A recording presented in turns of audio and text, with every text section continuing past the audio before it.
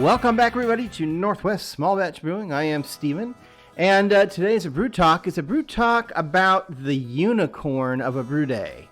You know what I'm talking about? Like, it seems it's impossible to have the perfect brew day. It's like some kind of divine intervention when everything happens properly and works out and you hit all your numbers and you don't burn yourself, you don't have a huge mess, all that kind of stuff, right? So I'm doing a brew day today, and I started writing down some things that I felt help contribute at least to trying to get that perfect brew day. There's no guarantee, but I think that they really help. So the overall theme of having a perfect brew day, in my opinion, is to slow down. You all know the magic, brewing Bible that says, relax. Slow down. Have a homebrew, right? That's the idea, right? I mean, you get going too fast and you're under a time crunch or something. I try to never brew beer anymore when I'm, under time constraints, because something will definitely go wrong. All right, so let's start going through the list. So, number 1, valves and boiling hot wort. So a lot of brewing systems today have valves on them and pumps and hoses. So inevitably, it's very easy to think you have, or even just forget to close a valve here or there. You don't realize that when you unplug a hose, it's going to change the pressure in the hose and the liquid in it is going to move. Basically, what happens is you end up with boiling hot wort shooting all over you. Worst case scenario. It could shoot up, especially if the pump is on, and hit the ceiling, all over your floor. You lose all your beer or most of it. So, number 1, I think, on the list is close all of your, valves and make sure you're keeping track of what's what and take your time. Don't rush it. Double check to make sure, before you do anything. Number 2, print out your recipes. So I always print my recipes out on paper and I check off when I do stuff. That way you don't miss anything and when something's been done and not done. Which kind of leads me into number 3, which is sort of related, which is forgetting when you've already milled or added a certain grain. So again, if you print out your recipe and you follow it and you don't check off a grain until you've actually measured it and put it into the mill, then you should be able to keep track. But I've had times where I didn't print out a recipe and I ended up putting in too much of a grain because I forgot that I had already put it in. Or maybe I put like half of it in and I was still measuring the rest, but then I couldn't remember if I had already measured the rest because I had gotten pulled away to something else. So make sure you're careful with that. Check off each grain when you know it's in the mill and you've actually measured it and that one's off the list. Number 4. What you're heating your pot on. So it's not as big a deal with the propane systems because those are usually outdoors and you're doing it on your patio or something. But if you have an apartment and you're out on your deck, you don't want to put propane on a wooden deck. Do you? I wouldn't. And it's the same thing with electric brewing, right? So be careful where you're putting the pot. I do mine on the stove, so it's fine. But, don't put an electric pot on your counter, on the kitchen counter to do it. Don't put it on a wooden table because chances are you're going to melt or burn or damage, at some point, whatever you're trying to heat stuff on. Number 5,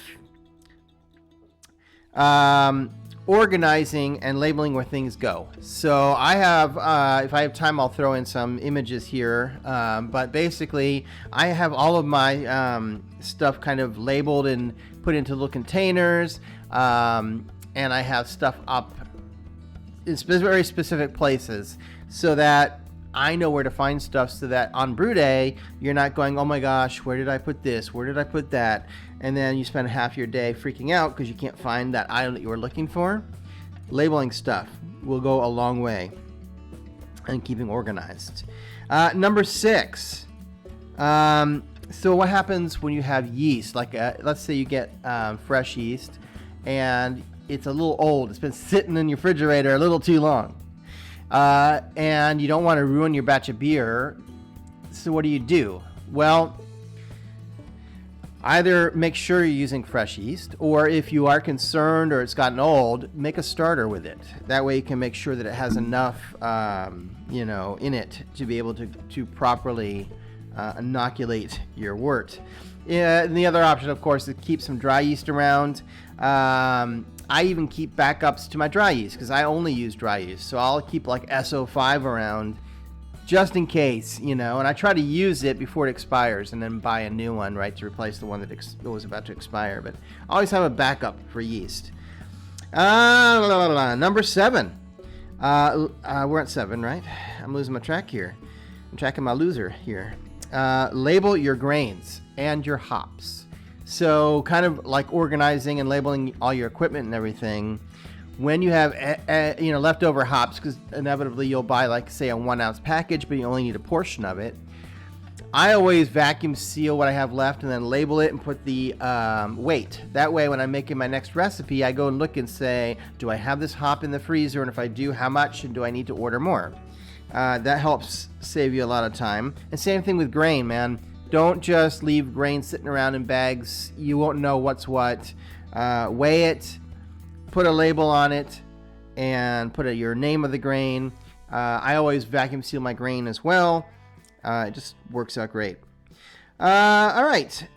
So that's 7, right? That's the 7 habits of highly effective brewers. The last one is a kind of a bonus here. I kind of do 2 bonuses, okay? The first bonus is, again, following this theme of slow down, brew in more than one day. Like last night, I heated up my water and I milled my grain. I let it heat overnight, the water heat overnight.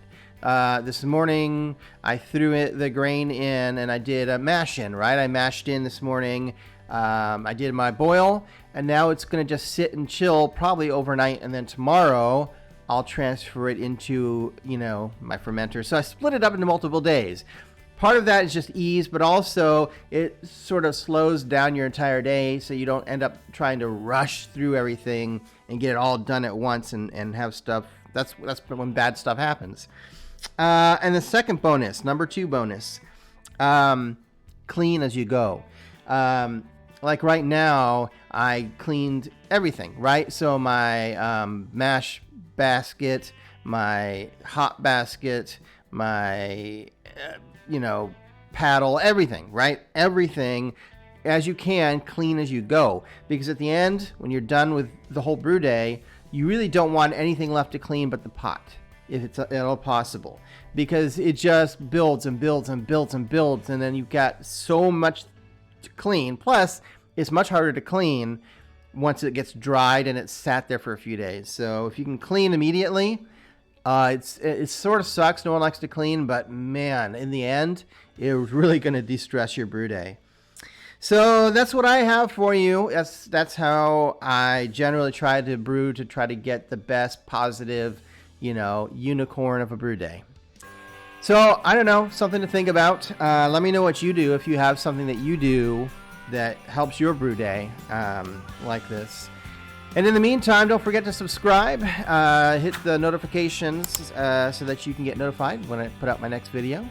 And I appreciate you stopping by. I'll see you soon for the next video. And until then, keep on brewing.